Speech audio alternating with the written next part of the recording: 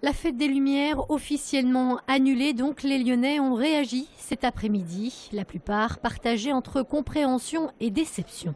Je comprends pour les normes de sécurité, parce que c'est vrai qu'un massacre est très facile à faire, mais d'un autre côté, on se plie aux exigences de ces intégristes. C'est une bonne chose parce que je pense que ces fêtes sont très difficiles à sécuriser.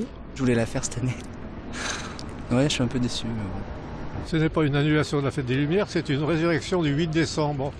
Alors moi j'aime mieux la résurrection que l'annulation, donc ça me va très bien. C'est vraiment dommage de céder à la panique, mais en même temps je pense qu'en termes de sécurité, la place des terreaux c'est très difficile à sécuriser vu le système actuel, ou alors il faudrait arrêter un certain nombre de manifestations. De toute façon c'est reporté, donc non, je suis pas forcément déçu. Après on fera notre fête des Lumières aussi à nous, et puis voilà. L'annulation de la fête des Lumières pose bien sûr la question de l'impact économique. Pour les professionnels du tourisme, c'est un coup dur.